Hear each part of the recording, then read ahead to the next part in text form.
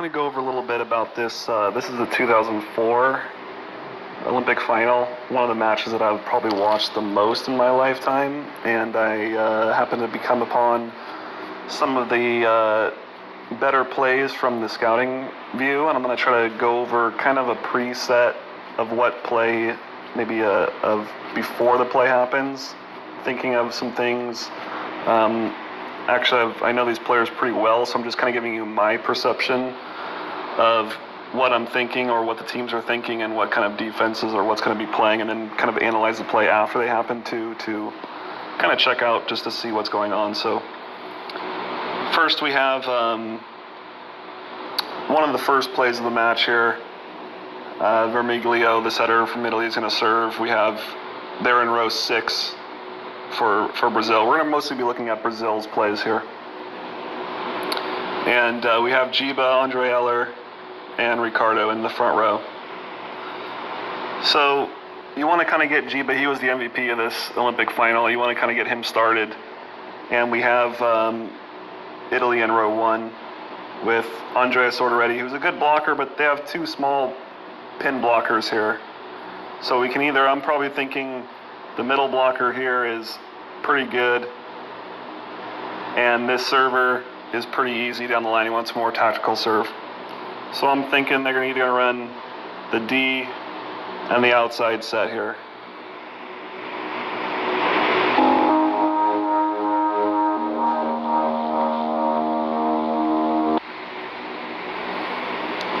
So a good play, perfect pass. You can see it's not super hard serve. Dante kind of stands up a little bit because it's a little bit shorter than he thinks. He has to move into the play. Perfect pass. Andre Eller is coming up, and he's up pretty early. I think he's thinking more, Mastrangelo from Italy is thinking more to the outside here, so he doesn't commit with him. He just kind of tap steps.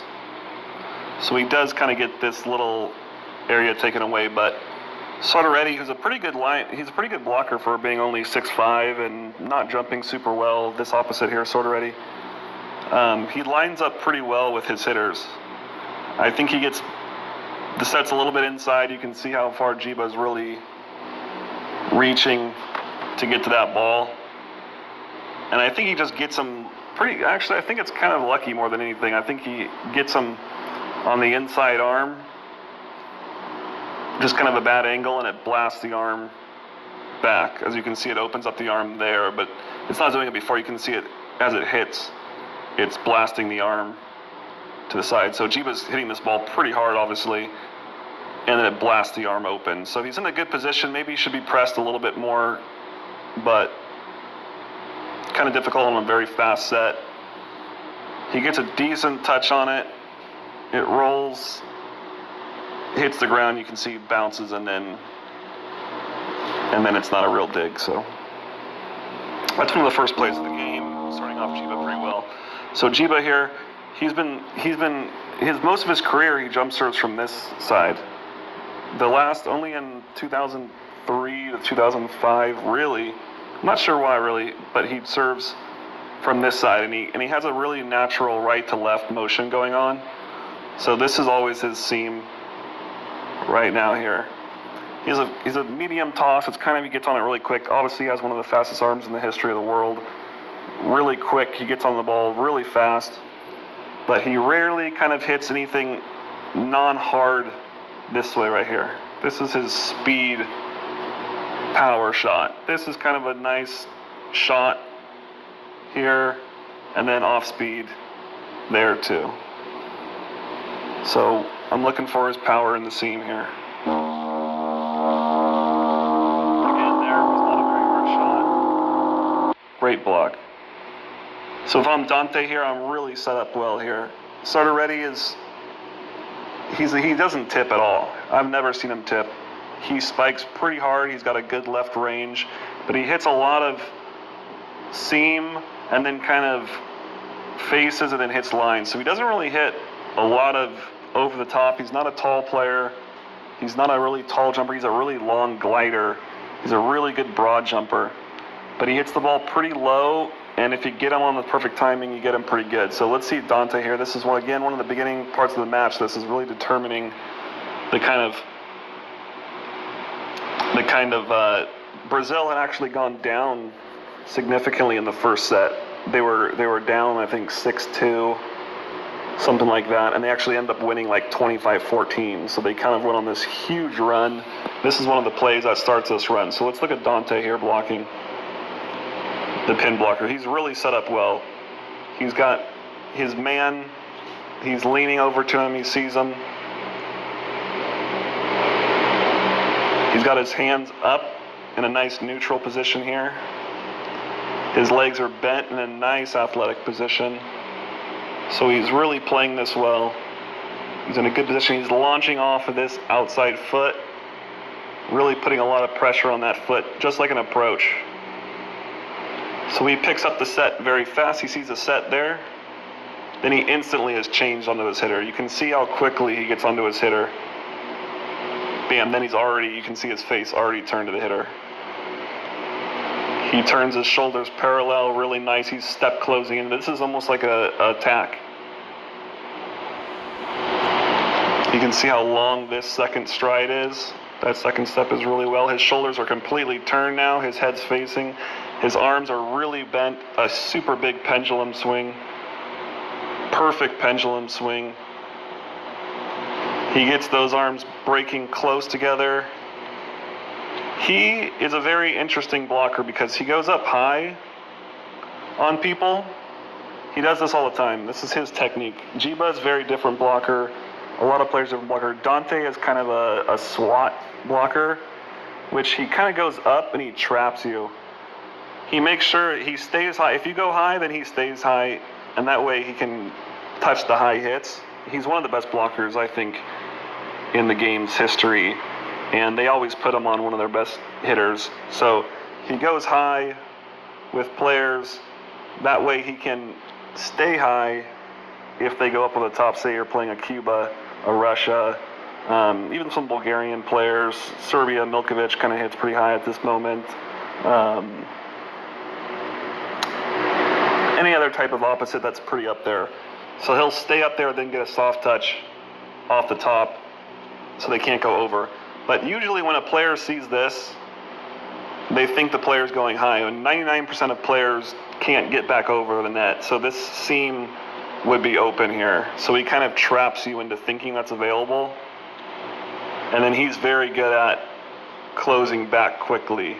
So you can see him pressing over pretty far and absolutely destroys this ball.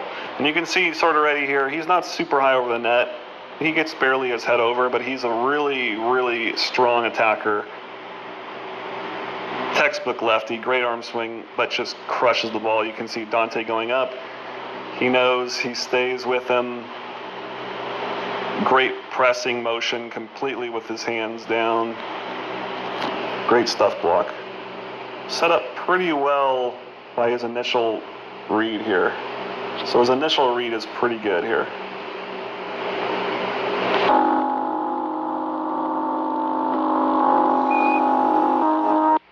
Next play again, Giba. You got Samuele Papi here, and you got I'll think of his name in a minute. He was only libero in 2004. He didn't really play much. He's a pretty tall libero. He's actually 6'6". He didn't play on the national team very much at all, actually. But he was a good libero. This is the seam I'm looking to save here.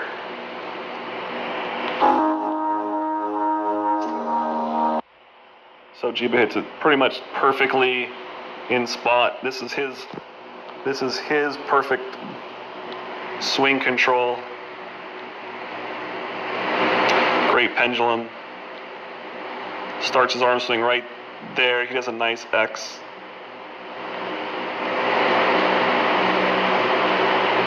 And you can see that classic right to left. And I love how his arm never stops. You can see how it's swinging through the ball here and then swings all the way through after contact there. See that? Through contact.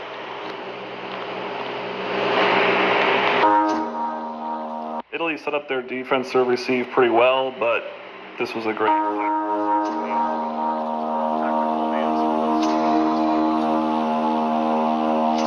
Again, Jiba here. Let's see. It's the same rotation. This is where Brazil's really scored a lot of their points. We have Andre Gianni here on the outside, who has been struggling a little bit. He's a little older player. This is his 4th Olympics. Not have the same jump as he did before. He's a very smart tactical player. And then you have Sordiretti here, who's a very strong low seam player. Very powerful low seam. You got Andre Gianni, who's not hitting the ball super hard, but either very tactical off the line deep or very angle. So I have this guy going line or sharp cross, and I have Sordiretti hitting sharp angle or sharp deep line. Mastrangelo the middle. They haven't used the middle that much, which I'm surprised. There's kind of an easy serve by Jiba. This is kind of his controlled serve. Great pass by Pippi. I think his name's Pippi. Very nice control. He's centering it.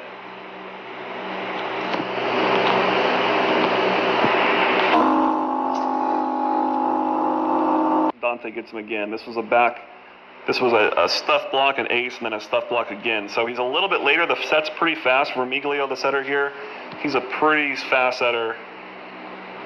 So he junts it back real quick. Sordiretti's up quick, and he tries to get him to the line again. You can see Dante's kind of out of position, but Dante makes a nice, very fast move to the right. You can see his hand gets out there really quick to get him. He baits him again and gets him right there. And the ball gets blocked right back into Sordiretti. And I love Brazil. This game is one of the most influential games of me because you have so much excitement. Sergio right here, the best libero of all time. You can just watch him on every play. You'll see how much of a leader and team things he does.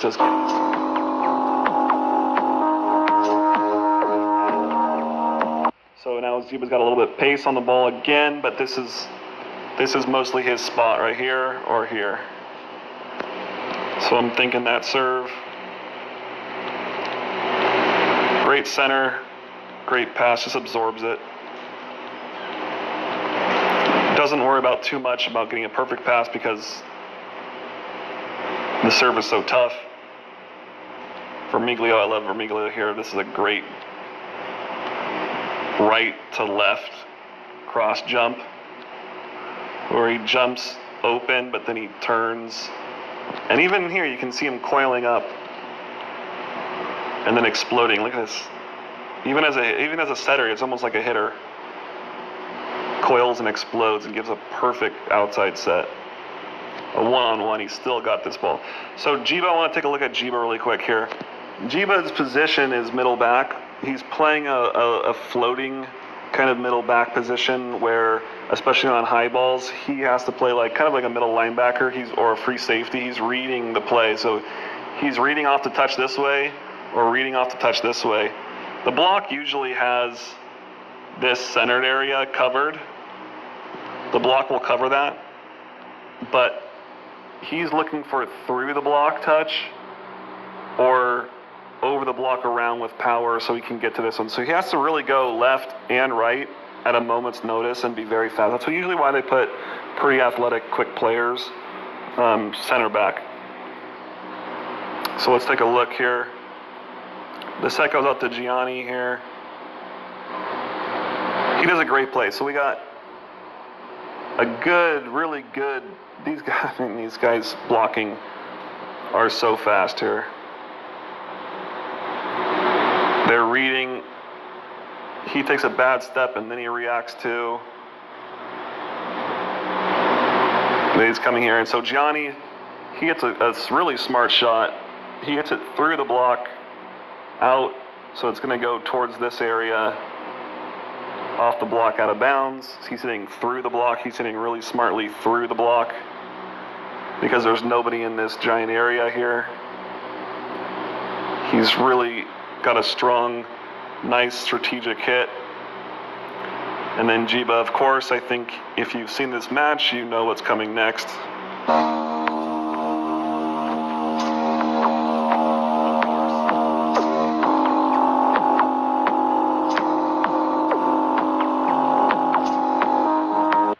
again, this is probably one of the more famous plays. If you type in Jiba, you're gonna find Jiba diving twice. This is his custom, not his custom, but his signature kind of lean push off, one-armed. I mean, that's unreal. One arm and flying, sliding just like he is. You can find so many different angles of this. You can find the real broadcast. I really encourage you guys to find this. It's really easy to find. He gets up, gets back into play. Sortaretti knows that only one outside hitter now is coming. Dante comes inside. Dante's just looking to bury this ball. He sees a great play by Jiba, and he just goes after it. He just hammers as hard as he can. Sortaretti makes a pretty amazingly odd move. It's actually really unfortunate for Dante, because Dante trying to bounce this. Sortaretti makes this crazy inside move, and it hits the total side of Sortaretti's hand. The total side arm. This ball should usually just bounce off this arm and go 50 feet out of bounds. And this is an easy kill, and just happens to, I've really hardly ever seen a play like this happen, off his own head and bounces straight up. This is such a rare play, it's unbelievable. It's so lucky. This ball should have just been blocked and then hit 50,000 feet out of bounds because it hit the side of his hand, but Dante's own head gets in the way, catapults it straight up. Now a joust situation occurs. Mastrangelo pushes off the block, trying to get a nice tool. Jiba's, as you can see, is centered. He has to get all the way there again, and then he dives twice with his left hand, one-handed, and flies off the screen. So an amazing play. But I think the unsung hero of this play really is Andre Eller, the middle for Brazil, because he sees this turn that Jiba does. He gets the ball up, but he's watching the ball quickly come back over the net, and he turns and jousts two Italian players and wins that joust. This is, everybody gives Jiba some great credit for this play, which is deserving, of course, obviously, but I always felt Andre Eller never got really any kind of credit for how smart of a play this is to see, react, turn, jump in, joust, dominate two Italian players, and then win that joust and a double by Mastrangelo. And you can see Jiba then takes off for the camera here. Here's the camera. You can see he takes off. It's a very famous scene. Slides in, gives the prop just like a soccer player who scored a goal. Giving it a nice thing. And I love the video too, because you got three players mauling each other, and then you got these three players coming in like celebrating like a true team here. It's just it's one of my favorite views of volleyball in general.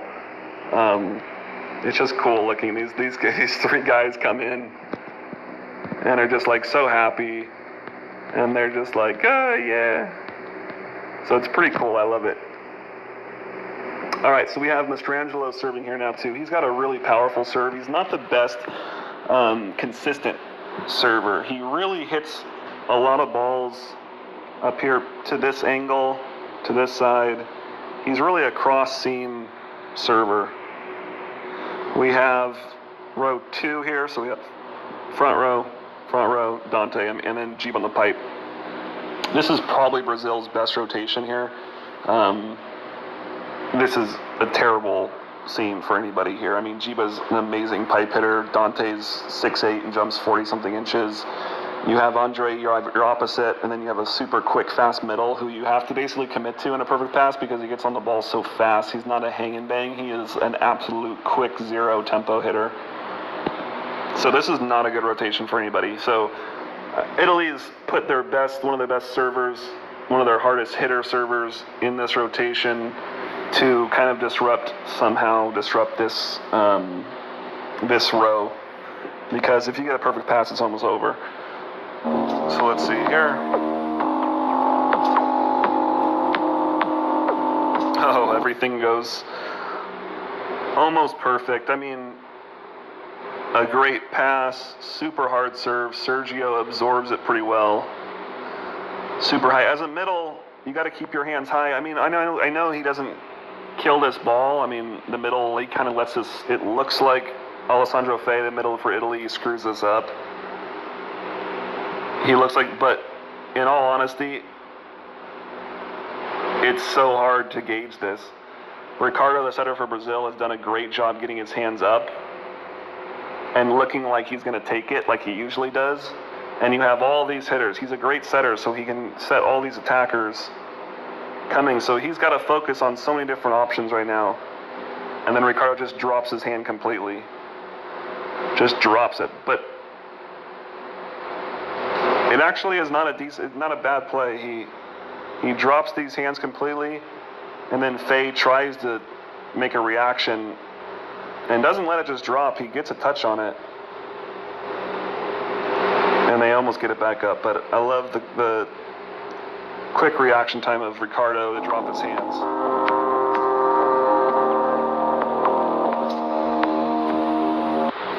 Okay, you have Dante. Dante serving from the far left here. Usually he changed up his position too. A lot of these servers serve from different angles, so I think they're just trying to give Italy a different look. Right now, he's not hitting down the line at all. This whole match, he served a lot of cross court, and he's taken a lot off his serve. He's kind of getting the ball in. I don't think he missed one serve this entire match, but 85-95% of his serves, he didn't even really go for. He before in the other Olympics and other national teams, he hits pretty hard. He'll go for it. But this game, I think he's playing a very tactical situation, as you can see here. Plus, Italy has got 3 great passers. You aren't going to ace them unless you really rip it. Italy survived mostly on their ball control. Again, there you go. Dante's doing a controlled jump serve. This is not very hard here. You have Semele Papi, who's about 6'2", but they're older. This is one of the oldest Italy teams I've seen. Gianni's probably 34, Gianni's probably 36, 37, 38 maybe even years old, 38. Papi's 37, 38, Alessandro Fei, Sartoretti's like 38. They're all in this late 30s. It's one of Italy's kind of last shot until they recycled their team. So they're a very good ball control experienced team. Dante pops an easy serve in. Giba here is fronting a lot with the middle, helping Gustavo, leaving one-on-one, but Giba's really helping because he's very quick. Giba can get out here on a high ball D. Vermiglio senses Giba here, pushes all the way back. Sartoretti has a very interesting circular double arm lift. It's not a pendulum, it's a circular. You can see here the arm lift right here. It's more for timing. Circular arm swing. Giba stops short, but Sartoretti can't get there. Giba just lines up perfectly on his angle hit.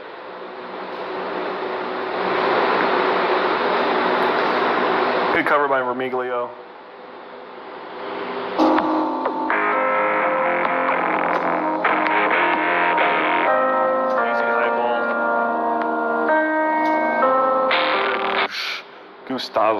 Gustavo actually, funny, Gustavo actually hit 10 for 10. 10 for 10. 10 for 10 in this Olympic final. 10 attempts, 10 kills, 1,000 hitting percentage. I've actually gone out and done everybody's hitting percentage and watched this match so many times before in my life that it says 10 for 10 in the stats, it says 10 for 10 on the TV thing, and I've actually handwritten and gone through it and kept it, yes, 10 for 10. So, perfect in the Olympic final. But Ricardo is using his middle sparingly and setting very quick outside sets, so the middle is really one-on-one, and it's very difficult. Gustavo's just absolutely got perfect technique. He's been around for a long time. He gets up super early. You give a free ball to Brazil, you're not getting it back. I mean, it's coming hard.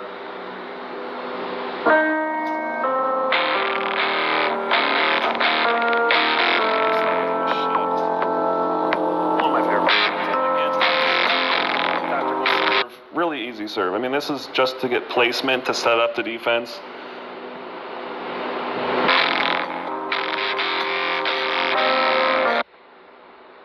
Again here, Jiba's helping a lot, Gustavo's helping a lot. They're leaving one-on-one.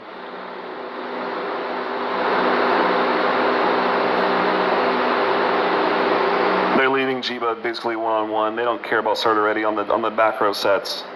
They think they can either get there and block him or he'll dig him. So both release. Alessandro Fei gets up. It's pretty high hit over the top. Good execution.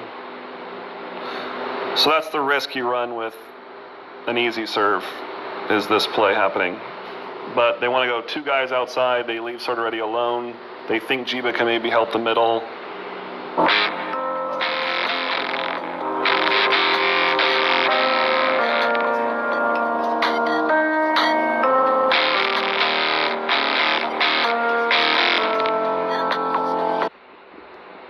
Again, nice run. You got Jiba, Andre, Nascimento coming from the D. Andre's probably a better back row attacker than he is a front row attacker because it's just his height and he hits lines so well as a lefty. Gustavo comes down. He's really watching the play. You can see not the greatest serve. I love how he waits and then reacts so quick to what he's going to do. So the middle can't tell what he's going to do because he's running his play so late and fast.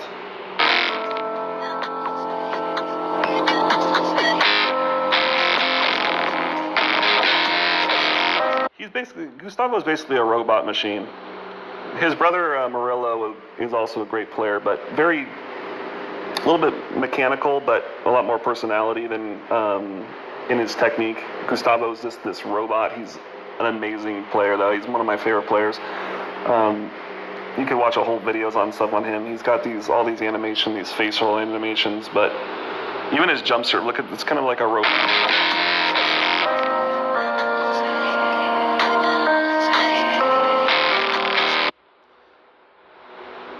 So a great serve. He really hits it hard. I mean, he's a strong guy.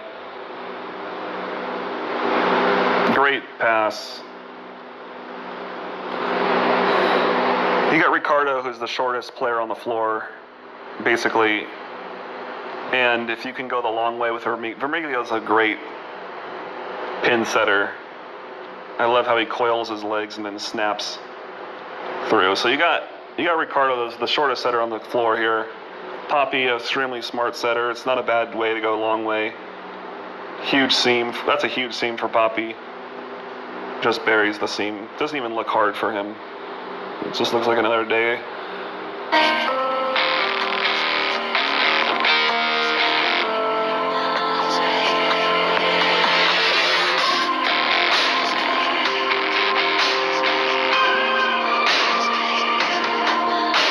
He's going to him again.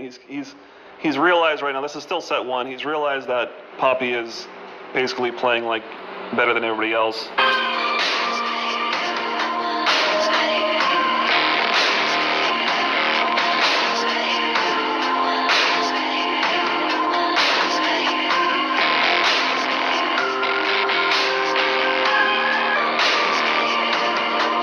Direction, perfect. Look at this, just the amount of mixed direction going on here.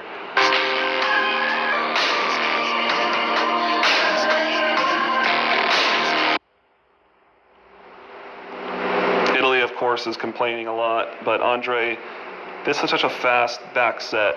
The ball barely goes over the pin, but he's still chasing it. He still hits it at a high point. It's not this high set like that.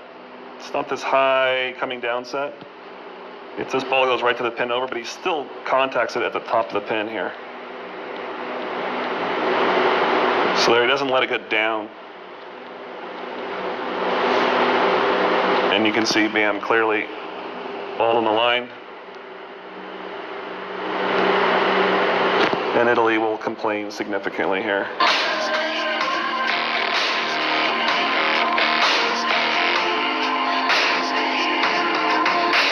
Poppy's got a nice little jump serve. He hits the same kind of thing right to left.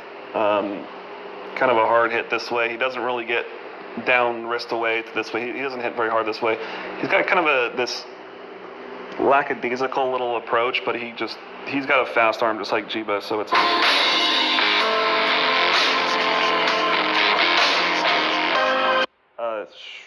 I mean, this is probably another one of the key points in the match where Jiba absolutely passes this ball. This is a turning point again. This is establishing just a lot here.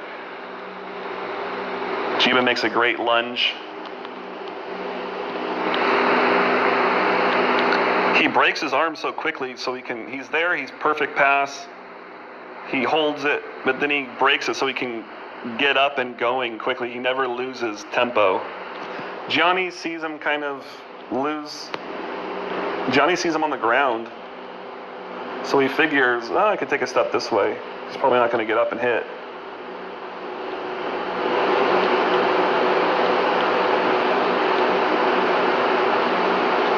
Jiba comes through. Jiba's got an interesting approach. He kind of takes almost like a beach approach on the right side. Left side, he's got a normal and pipe. He's got this long stride, kind of a normal traditional indoor approach, left to right, 3-step, 4-step approach. On the side, he goes really far with the right step. He hops with the right, and then left, and the feet come together. Jiba's you can watch a lot of Jiba stuff. On the right side, he always kind of hits like this, and he hits always roundhouse on the right side. Just an extreme roundhouse on the right side, always. So he's starting his arm swing there. He's already ripping it. He's already pulling it. Again, his back arch fully twist. Look how he's torquing in the midair. Just the way he twists, he can torts his hips. Stays super tall. His arm flies all the way through 15 times. Just boom, boom, boom, boom, boom, boom, boom, and absolutely crushes it. Now it's kind of interesting. You see Ricardo, the setter here. He's coming in. He's really going forward with this ball. So he's coming forward, and he actually jumps forward. So it looks like he's going to set outside. Everything about this looks like either an outside or a gap. And Andre kind of doesn't really notice him flying inside as much and actually collides with him pretty significantly here. So then really great hip extension by Ricardo here. Look at this hip extension to get back. Look at those legs, hip separation to push back. And Andre Eller just comes on and just lands right on him and just takes him out completely. It just absolutely nails him. So, kind of an overshadowed point, but this is probably one of the best plays of the whole match. One of the coolest looking plays. Again, we'll run at full speed and send Malay Poppies.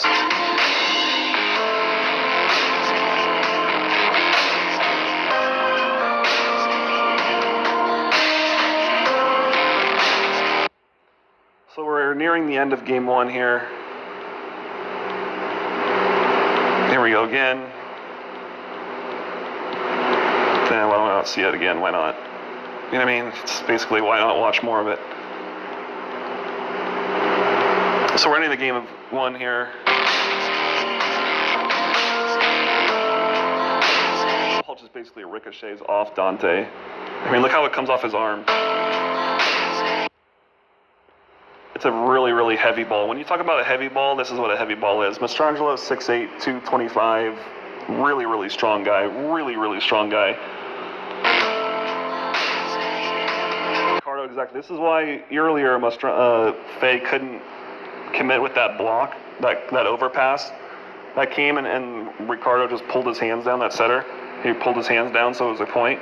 This is why you can't jump at the setter, because sometimes he drops his hands, sometimes he takes it and then launches it 25 feet to the outside.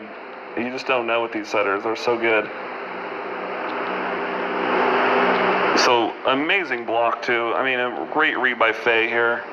He's watching this play. He sees the setter. He gets all the way out there. He's reacting. Great push off with the left foot. Big second step. Look at this second step here. Look at this second step amount. Great read. Goes up, reaches pretty high, and this is a pretty good block. Look how high Dante is, though. I mean, Dante's determined here. This is Dante at his peak. If you watch Dante at the end of his career, he doesn't jump at all because of his knees.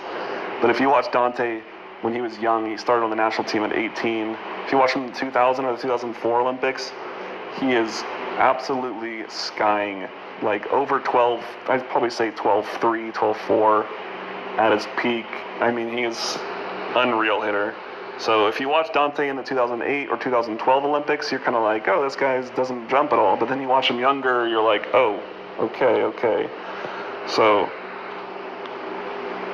you got to go high with Dante here. He goes high, all hands on deck, really high reach, just to get a touch. Because if you're not touching this ball, you're not going to dig it. It's just too hard. So it sprays off the block. Keeping the ball high. This is why when they say, oh, they should raise the net in volleyball, I usually say they shouldn't raise the net in volleyball because it doesn't matter. You're playing the ball at a high level. For men, they're like, oh, you should raise the net. Even if the net was that high, they're still playing the ball there. So let's just pretend that's the net. Let's just cover this off here.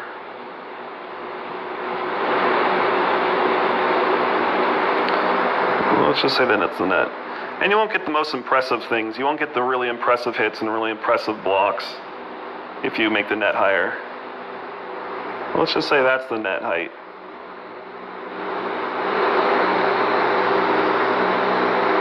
Still, it's being played up there, so the hands are just barely over. The hands are still over the net and still playing the ball at this level. So let's just say that's the net. That's what it would look like. It would look like the same game. So, but now you can see the net in here, and now it looks very impressive because they're playing the ball so high above the net. The game is played up there as high as you can. And also players like Semele Papi, 6'2", Ricardo, these guys find a way to get through the rock around the block. So I wouldn't want to lower the net because you have such different types of players. And you have to be, as a blocker, have to take up that space and know what hitter does which.